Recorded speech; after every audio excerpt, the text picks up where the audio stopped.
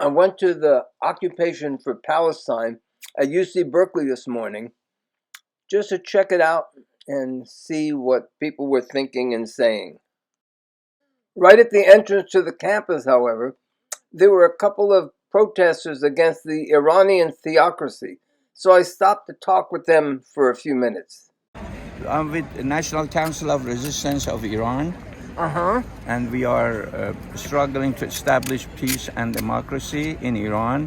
We want to have a secular republic, a democratic republic in Iran. Well, I believe in social justice. And I believe that socialism is an evolutionary process which people have to get educated first to realize what is their right. Unfortunately, there was a glitch in this recording, and a lot of the recording didn't come out. So I went from that interview to the Occupation for Palestine. I just mainly hung out and chatted with a few people. I would say there was about 50 people there. I talked with about 5 or 6 people. They were all grad students. They were all new to the movement. They had not really been politically active or active on the left before.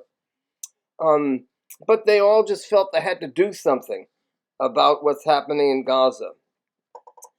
In the talks, they all agreed that we should support Ukraine and that it would be natural to link the two struggles together. They all, interestingly, they all were planning to vote for Biden, or as I put it, they planned to vote against Trump. Shortly before I had to leave, there was a young Palestinian woman who spoke at the mic, and here is part of her speech. Thousands of Palestinians are missing. The Palestinian Health Ministry 2 days ago put out a form for the Palestinians in Gaza to fill out. The options are: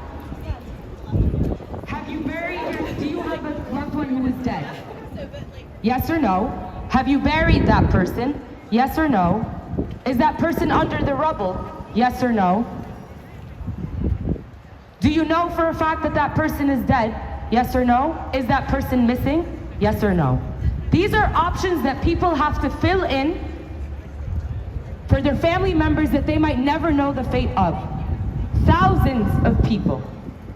Palestinians here in the US and everywhere outside in the diaspora, many of them who were forced to leave in 1948 when the settler colonial entity, the Zionist entity, Israel, established its state,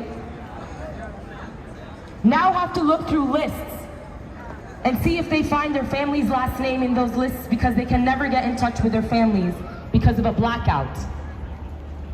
Imagine having to scroll through lists to see a name that sounds and looks like yours to get a confirmation whether or not your family is still alive. I will share the statistics of just yesterday. Today is day 203. Yesterday, on day 202, 43 Palestinians were killed and 64 injured. As a woman who was at the mass graves looking for loved ones, I could not bear to take a single step in there. It is a scene that a person cannot bear. A great massacre, a large basin of blood, a pit of bodies buried, cut up. Now these testimonies, we hear them now, and we are shocked maybe now that we might hear this Nasser hospital.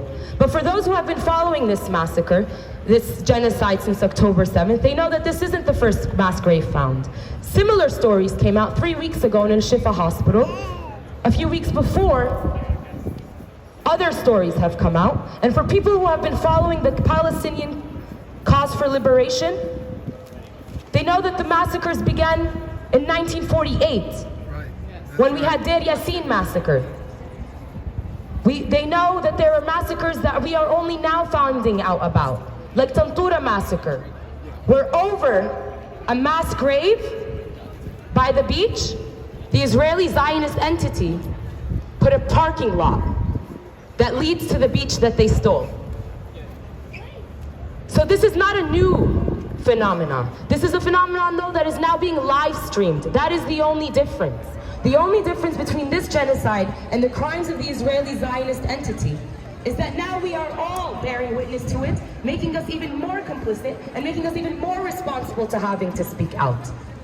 History repeats itself, and every time history repeats itself, it is upon the people who bear responsibility to speak out against these genocidal crimes. It is upon the people to stand up and say, people have the right to fight for their land in any way necessary, any means necessary, to get back the land that was stolen from them and fight back for the genocide and fight back against the genocidal war crimes that are happening to them. And now we know that they are happening, and now we have the bodies, and we see the bodies, and we can remember the bodies and the instances and the people and the stories of these crimes.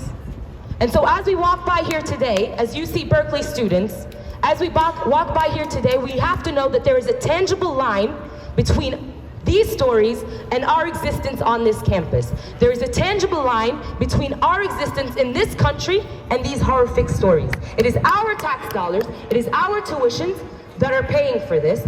Every time a bomb falls in Gaza, University of California makes money because of its investments, and it's able to make that money through your tuition dollars. So there can be no such thing as business as usual while our people are being massacred using our funds. And we will have another Gaza update later on today, and I will share with you the statistics of day 203. I just shared with you the statistics of day 202. Long live the Palestinian people, and long live the Palestinian resistance.